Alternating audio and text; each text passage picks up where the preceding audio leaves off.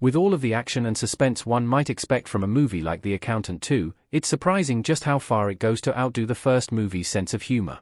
Nearly everyone in The Accountant 2's cast gets at least one humorous moment to shine, although the bulk of those moments certainly go to Ben Affleck and Jon Bernthal. If the sequel's evolution is anything to go on, then The Accountant 3 should wind up being even more hilarious. In fact, this has been one of many contributing factors to the largely positive nature of The Accountant 2's reviews. The first movie certainly had its moments, but the sequel's increased focus on Chris and Braxton's relationship allows for numerous fun interactions.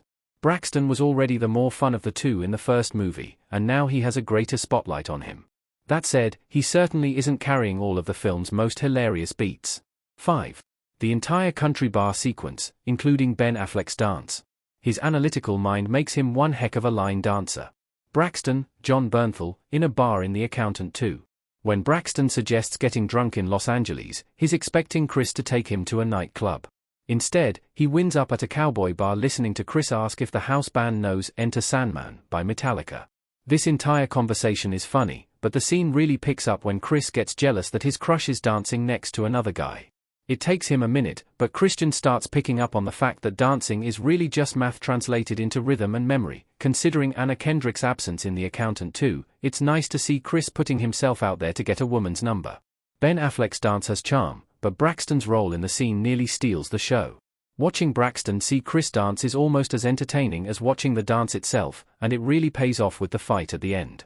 The trailers cleverly hid the fact that Chris literally asks a man to hit him just so Braxton will have an excuse to beat somebody up. It puts a nice cherry on an already wonderful sequence. 4. Chris getting impatient with Medina. He basically implies that she's slow. Cynthia Addai Robinson's Maribeth Medina made it pretty clear in the first movie that she wasn't comfortable taking tips from criminals, so her reunion with Chris was always going to require significant motivation. The death of J.K. Simmons Raymond King in The Accountant 2 does the trick.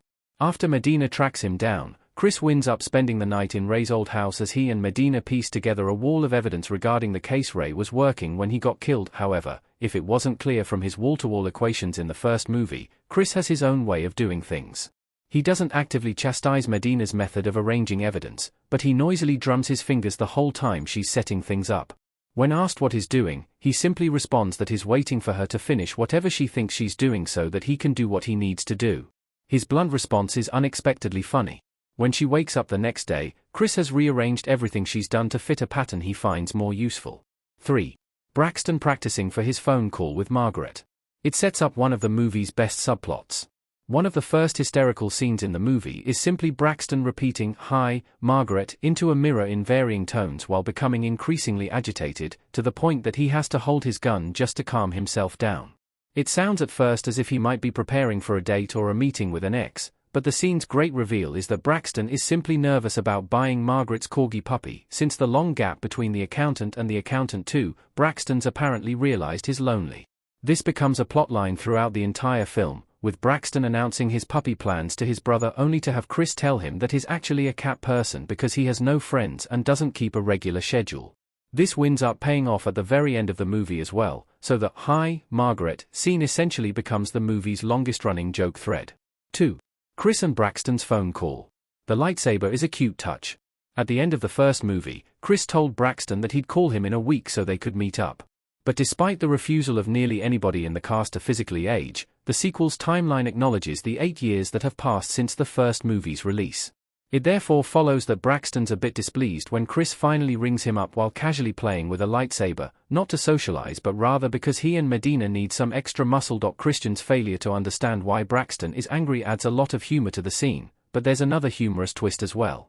Braxton appears to be on a date when Chris calls, but it's soon revealed that the young woman in Braxton's company is actually the sole person he's left alive after murdering everyone in her house. It's uncommon for a movie to elicit a chuckle from the reveal of several dead bodies, but The Accountant 2 pulls it off. 1. Medina realizing a criminal is still in the car trunk. Not the kind of thing you typically forget about. Long before their investigation leads to the reveal of The Accountant 2's acquired savant syndrome and its importance to their search, Medina draws a clear boundary that she wants to handle the investigation lawfully. She's therefore somewhat miffed when Braxton punches a criminal enforcer off of a balcony and locks him in her trunk. When she later finds out that Braxton committed several of the murders Ray attributed to Anais, she breaks things off with the brothers completely. In her haste to drive off, however, Medina completely forgets that the enforcer is still in her trunk. It's only when she's driven a few yards away that she's startled by the sound of him banging against the car and shouting for help. Although she's more or less the moral center of the accountant too, it apparently hadn't occurred to her for what seems like at least 12 hours that she might want to let him out for air at some point.